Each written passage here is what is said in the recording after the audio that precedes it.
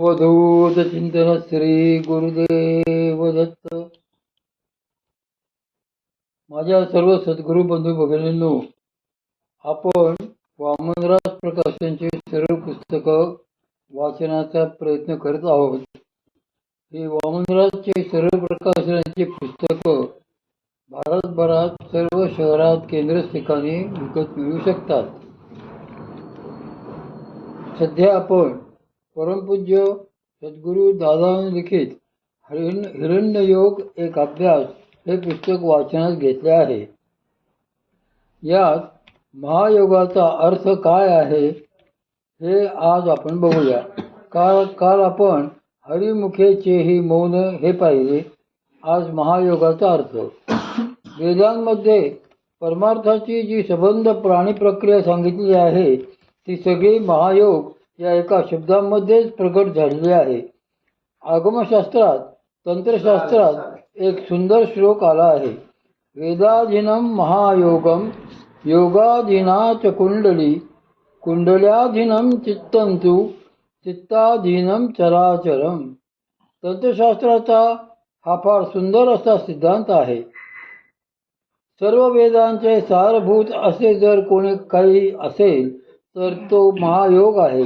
तो महायोग वेदांच्या अधीन आहे.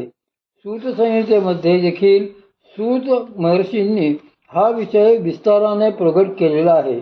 अशा या महायोगाचेही सार जर काही असेल तर ते भगवती कुंडलिनी शक्ती हे आहे. सद्गुरु कृपेचा प्रसाद हेच त्याचे मूळ आहे. या कुंडलिनीच्या अधीन चित्त असते आणि चित्ताच्या अधीन संपूर्ण चराचर आहे. म्हणजेच जर चित्तावर विजय प्राप्त करून चराचरांच्या ठिकाणी ब्रह्मत्व बघून भगवत स्वरूपाशी तदाकार व्हायचे असेल तर त्यासाठी भगवत कृपेचे सामर्थ्य आपल्या अंगी असायला हवे. आणि ही भगवत कृपा प्रगट होण्याचे जे साधन असते त्याला महायोग असे म्हणतात. माऊली याचे रहस्य एका फार गोड ओवीत सांगतात की ज्ञानी येते स्वयंसंविती चैव म्हणती शक्ती आम्ही परमभक्ती आपली म्हणू. ज्ञानोजीला ससंविती म्हणतात. स्वतः सिद्ध चैतन्य म्हणतात. तिलाच शैव दर्शनात शक्ती असे म्हटले जाते आणि तिलाच आम्ही भक्ती दर्शनात परमभक्ती असे म्हणतो. श्री भगवंताच्या त्या सहज कृपेच्या योगाने त्याची परमभक्ती प्रगट होते. त्या कृपायोगालाच महायोग असेही नावाविधान आहे. कलियुगात हा महायोग ज्या पीठाच्या द्वारे संचलित होतो त्या पीठाला महायोग पीठ असे म्हणतात. भगवत पूज्यपाद आचार्यांनी पांडुरंगाष्टकम मध्ये त्याचे फार बहारचे वर्णन केले आहे. ते म्हणतात की महायोग पीठे तटे भीमरथ्या वरम पुंडरीकाय दातुं मुनीनी समागत्य तिष्ठन्तमानन्दकन्दं परब्रह्मलिंगम भजे पांडुरंगम.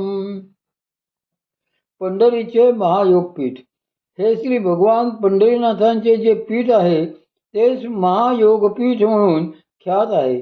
ते डोळे मिटून कटीवर हात ठेवून उभे आहेत. साधकांसाठी ते तेथे नादब्रह्माच्या रूपाने प्रगट झालेले आहेत. भक्तांच्या अखंड नामजप श्रवणाने भक्तांनी केलेल्या कीर्तनाच्या कल्लोळाने जेथे ते सुखी होतात आणि त्या सुखातच ते नेत्र मिटून स्वानंदाने डुलत असतात असे ते महायोग पीठ आहे. माऊलींनी श्री ज्ञानेश्वरीत याच महायोगाकरता भक्तियोग किंवा या महापंथाकरता भक्तिपंथ असा शब्दप्रयोग केलेला आहे. या भक्तिपंथाची किंवा महापंथाची इतकी सुंदर व्याख्या दुसरीकडे कुठेही आढळणार नाही. माऊली 12व्या अध्यायात फारच मार्मिकपणे सांगतात की जो हा अर्जुनाचा अत्यंत सांगितला प्रस्तुत भक्ती योग समस्त योग रूप अभ्यास योग हा भक्तियोगच. माऊली येथे या भक्तियोगालाच समस्त योगरूप असे म्हणतात.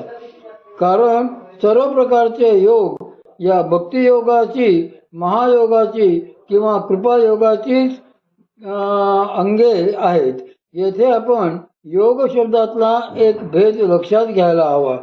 ज्याला माऊली महायोग किंवा भक्तियोग म्हणतात तो आपोआप सहज होणारा योग आहे. तो करायचा योग नाही. मात्र आम्ही ज्यांना विविध योग म्हणतो ते कर्मयोग, हठयोग, ज्ञानयोग, राजयोग, लय योग वगैरे सगळे करण्याचे योग आहेत. या संदर्भात त्यांनी अभ्यासयोगाविषयी एक सुंदर ओवी घातलेली आहे. ते म्हणतात की अभ्यासचे आपण हाते करी. अभ्यासच स्वतः करतो. हे दार लाव कसे, अशी कल्पना करून पहा की अभ्यासच साकार होऊन स्वतः पाटी पेन्सिल घेऊन अभ्यास करीत बसलेला आहे तर कसे वाटेल? तसाच हा अभ्यास आपला आपणच स्वतःला करणारा आणि म्हणूनच अतीव आश्चर्यकारक आहे. या अभ्यास योगाचे वैशिष्ट्य माऊली असे सांगतात की जो साधक या अभ्यास योगाला लागेल त्याच्या ठिकाणी तो त्याच्या पात्रतेनुसार क्रमाक्रमाने स्वतःच प्रगट होत जाईल. तो अभ्यास योग असा अधिकार परत्वे क्रमाक्रमाने प्रगट होत असल्यामुळे त्यालाच क्रमयोग असेही म्हणतात. क्रमयोगाची अंगी. हा क्रमयोग कसा प्रगट होतो त्याचे विवरण माऊलींनी 18व्या अध्यायात केलेले आहे. नाना संसार आडवी क्रमयोग वाट बरवी जोडली ते मध्ये ऐक्य गावी पैठी झालीसे. हे असो कर्मयोग बोधे तेणे भक्तीची संगे मी स्वानंद दोरी वेगे ठाकिला की गा. जेव्हा हा कर्मयोग महायोग कर्माच्या अंगाने प्रगट होऊन विविध कर्माचे आचरण करायला लावतो पण कर्माचे कर्तृत्व तसेच फलाचे भोक्तृत्व अंगी येऊ देत नाही तेव्हा त्यालाच कर्मयोग असे म्हटले जाते. जेव्हा हाच कर्मयोग यम, नियम, आसन, प्राणायामाच्या द्वारे प्रगट होतो तेव्हा त्यालाच हठयोग असे म्हटले जाते.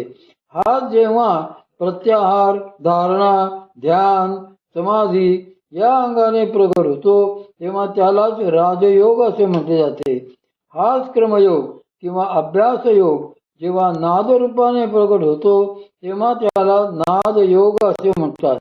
हाच जेव्हा प्राणाच्या किंवा भक्त मरणाच्या योगाने लयाच्या रूपाने प्रगट होतो तेव्हा त्यालाच लय योग असे म्हणतात.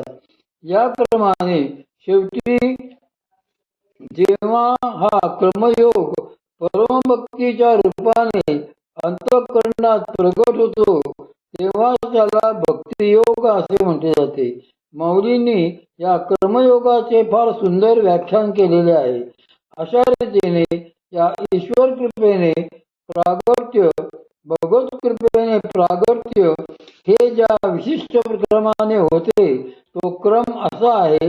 पहिल्यांदा नियमित साधनेने जसा चित्तावरचा वासनांचा संस्कार धुवून जाऊ लागतो तसा तसा विवेक प्रगट होत जातो होऊ लागतो.